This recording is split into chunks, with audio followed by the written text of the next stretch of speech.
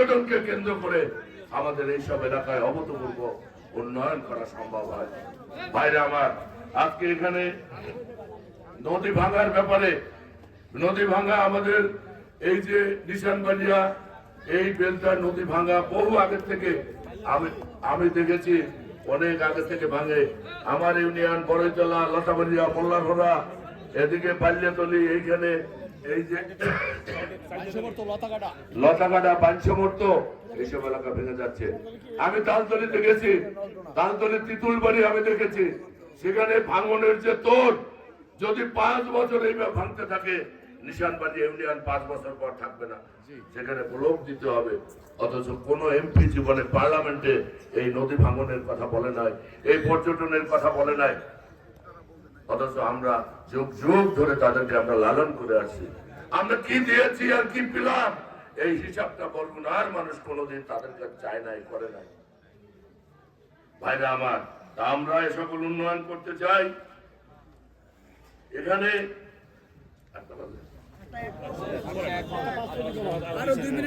এখানে এই যে তরমুজ চাষীদের ইতিপূর্বে অনেক চাঁদাবাজির কথা শুনেছি, অনেক চাঁদাবাজির কথা শুনেছি। শুধু তরমুজ চাষী নয়, আমি বরগুনা, আমতলী, তালতলী সকল মানুষের জন্য একটা মেসেজ ক্লিয়ার: কোন চাঁদাবাজি হবে না, কোন রকমের দুর্নীতি হবে না, অপকর্ম হবে না। সে যে দলের হোক, যে বংশের হোক, যত বড় নেতা হোক, যত বড় পদধারী হোক, no mercy at all, no mercy at all, কারো জন্য ক্ষমা হবে না। যদি সেটা আমরা প্রশ্রয় দেই, সেদিন আমাদের গলায় জুতার মালা তুলে দেবেন। আমি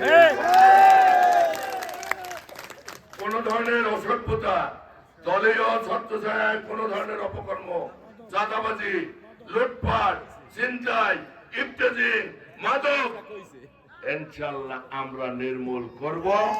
আপনাদের সহযোগিতা চাই ইনশাআল্লাহ। আপনারা যদি পাশে থাকেন, আমরা এগুলি বন্ধ করব। রাখাইন সম্প্রদায়ের যারা আছেন, আপনাদের জমা জমি নিয়ে অনেক ঝামেলা আছে। অন্যায় ভাবে আপনাদের জমা জমি যদি কেউ তসরুপ করে, সে ব্যাপারে আমরা দায়িত্ব নিলাম, আমরা সেটা দেখব।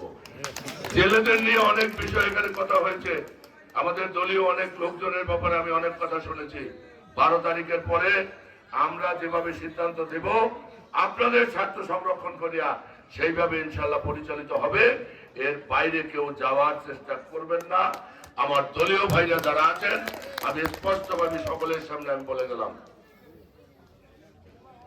হিন্দু সম্প্রদায়ের যারা আছেন, আপনারা সারা জীবন আওয়ামী লীগের লোকজন আপনাদের ব্যবহার করেছে, আপনাদের সংখ্যালঘুর ট্যাগ লাগিয়ে দিয়েছে, সংখ্যালঘুর ট্যাগ লাগিয়ে দিয়ে তাদের নিয়ন্ত্রণে রাখার চেষ্টা করেছে।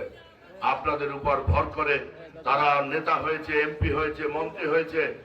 আজকে তারা শত শত কোটি টাকার মালিক হয়েছে আপনাদের ব্যবহার করে। আজকে তারা সম্পদ নিয়ে, তাদের সন্তান নিয়ে, তারা পরিজন নিয়ে তারা পালিয়ে গিয়েছে। একটা বারো চিন্তা করে নাই যে দীর্ঘদিন যে আওয়ামী লীগ আমাদের লালন করে, যে এই সংখ্যালঘুরা, আওয়ামী লীগের কর্মীরা আজকে আওয়ামী লীগকে প্রতিষ্ঠিত করেছে, তাদের অরক্ষিত রেখে আমরা আমাদের সন্তানদের নিয়ে পালিয়ে যাই, এদের অবস্থাটা কি হবে, এদের কে দেখবে? একটা বারো কিন্তু তারা ভাবে নাই। না ভেবেছে আপনাদের প্রধানমন্ত্রী, না ভেবেছে আপনাদের স্থানীয় কোন জনপ্রতিনিধি। কিন্তু আমরা বিএনপির লোকজন, আমরা আপনাদের 5ই আগস্টের পরে আপনাদের আমরা পাহারা দিয়েছি, আপনাদের মন্দির পাহারা দিয়েছি, ব্যবসা প্রতিষ্ঠান পাহারা দিয়েছে আমার বিএনপি নেতা কর্মীরা, আমরা বাড়িঘর পাহারা দিয়েছে আমার বিএনপি নেতা কর্মীরা। অথচ আপনাদের নেতা ওবায়দুল কাদের বলেছিল শেখ হাসিনার পতন হলে 72 ঘন্টার মধ্যে 5 লক্ষ লোক মারা যাবে। কিন্তু আমরা প্রমাণ করে দিয়েছি আপনাদেরকে সুরক্ষা দিয়ে আওয়ামী লীগ আর বিএনপি এক নয়, আওয়ামী লীগ আর বিএনপি এক জিনিস নয়। বিএনপি কোন হিংসা দিয়ে মানুষকে ভালোবাসতে জানে না, এটা ভালোবাসা দিয়ে ভালোবাসা অর্জন করাই হলো আমাদের কাজ। ইনশাআল্লাহ আগামী দিনে হিন্দু সম্প্রদায়ের যারা আছেন, আপনারা আওয়ামী লীগের সময় যতটা ভালো ছিলেন, তার থেকে ইনশাআল্লাহ আমরা আপনাদের বেশি ভালো রাখার চেষ্টা করব। এবং এই এলাকায় আওয়ামী লীগের ভাইরা যারা আছেন, আমি স্পষ্ট বলে যাই, যারা অপরাধ করেছেন তারা পালিয়েছেন, যারা অপরাধ করেছেন তারা জেলে আছেন। এখন যারা এলাকায় আছেন আপনারা শান্তিপূর্ণভাবে সহ অবস্থান করবেন। আমার নেতৃবৃন্দ যারা আছে তারাই আপনাদের সাথে থাকবে, আপনাদের থেকে রাখবে। এবং 12ই ফেব্রুয়ারির পরে, নির্বাচনের পরে কিছু সত্য মিথ্যা মামলা রয়েছে, এগুলি আমরা যাচাই বাছাই করে যারা নিরীহ আছেন এই মামলা থেকে আমরা তাদেরকে প্রত্যেককে আমরা অব্যাহতি ইনশাআল্লাহ দিয়ে দেবো আগামী নির্বাচনে। কিন্তু যে সরকার গঠিত হবে সেই সরকারকে অতিষ্ঠ করার জন্য, অশান্ত করার জন্য, দেশকে অস্থিতিশীল করার জন্য যদি কেউ নতুন করে কোনো ফাঁদ পাতেন, সেই ফাঁদে কিন্তু আপনারা পড়ে যাবেন। সেক্ষেত্রে কিন্তু আমরা বিন্দু মাত্র আপনাদের সাথ দেব না। ভাইরা আমার, আমি আমার কথা আর বাড়াবো না, দীর্ঘক্ষণ কথা বললাম। এখানে অনেক রাস্তাঘাটের কথা এসেছে, আমি এক কথায় কিন্তু বলেছি, যেমন চরপাড়ার রাস্তার কথা বলেছে, বাবুগঞ্জের রাস্তার কথা বলেছে, আরো অনেক রাস্তার তালিকা দিয়েছেন। আমি কিন্তু এক কথায় বলে গিয়েছি, আমি আপনাদের এই পরিবারের সন্তান, আমি আপনাদের ওয়ারিশ। দাবি করা লাগবে না, আমার ওয়ারিশ হিসাবে এই ঘরের কোনখানে বেড়া দেওয়া দরকার, কোন টিনের চালের টিনটা গেছে পরিবর্তন করা দরকার, কোনখানে দৌড় গেছে, আড়াটা গেছে, মাডাম গেছে, এটা আমার দৃষ্টি থাকবে সেগুলি কিভাবে পরিবর্তন করিয়া এটা ঝকঝকা চকচকা করা যায়। অতএব আপনাদের দাবি করা নাই, আমি দেখে দেখে প্ল্যান করে করে ইনশাআল্লাহ এসব এলাকার উন্নয়ন সাধিত করব, যেন বিএনপিকে মানুষ কোনোদিন আর বলতে না পারে। এবং সেজন্য আপনাদের সহযোগিতা চাই। আজকে যারা এই সভা সুন্দর করার জন্য যারা এখানে নেতৃত্ব দিয়েছেন, কষ্ট করেছেন, অনেক লোক দেখেছি গাড়ি নম্বর আসতে পারে নাই, পথে পথে শত শত হাজার হাজার মানুষ গাড়ি নম্বর আসতে পারে নাই। আমাদের কথাগুলি তাদের কাছে আপনারা পৌঁছে দেবেন।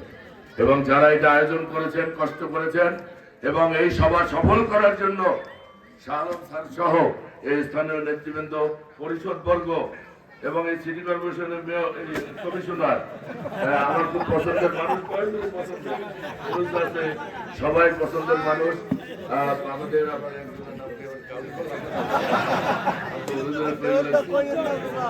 আমাদের চেয়ারম্যান, ভারপ্রাপ্ত চেয়ারম্যান আছে, মিলন আছে, তারপর আমার ইনুসমেটা সাহেব, প্রবীণ লোক, এখনো কিন্তু খুব ভালো ইয়ে আছে। হ্যাঁ, আর ডাক্তার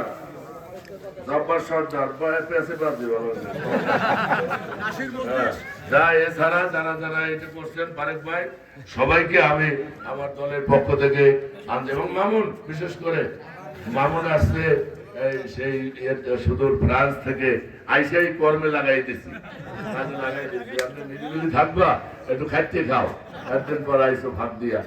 তো যাই হোক, সবাই কষ্ট করেছেন এবং এই সুন্দর একটা সভা আপনারা উপহার দিয়েছেন। ইনশাআল্লাহ 12 তারিখের পরে আমরা প্রথম 10 নম্বরে একটা সভা করবো, সেখানে অদা দেওয়া আপনারা কিছু মনে করবেন না।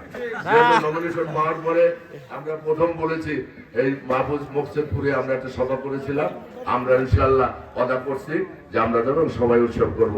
এবং আর একটা দাওয়াত দিই, খাইতে পারবেন না কেউ, ইলেকশনের পরে আমরা তালতলিতে 7 ইউনিয়নে কইছে 7টা গরু দেবে, যদি আল্লাহ কবুল করে। আমাদের ইউনিয়নের চেয়ারম্যানরা 7টা গরু দেবে।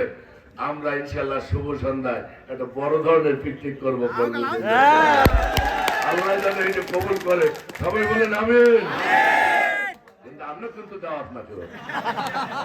আমাদের শাহিদ, সেক্রেটারি শাহিদ আমাদের অসুস্থ, হঠাৎ গেল পরশুদিন, বুকে ব্যথা, একটু লাঞ্চের সমস্যা হয়েছে, সামান্য সমস্যা। আপনারা সবাই ওর জন্য দোয়া করবেন।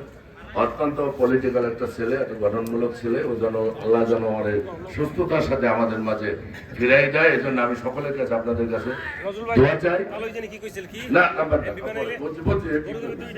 আপনারা অনেক কষ্ট করে এখানে ছিলেন, মুরব্বীরা অনেক কষ্ট করেছেন। দলের পক্ষ থেকে আমি আপনাদের কাছে আবারও আমার আন্তরিক ধন্যবাদ এবং কৃতজ্ঞতা জানিয়ে আমি আমার কথা এখানে শেষ করছি।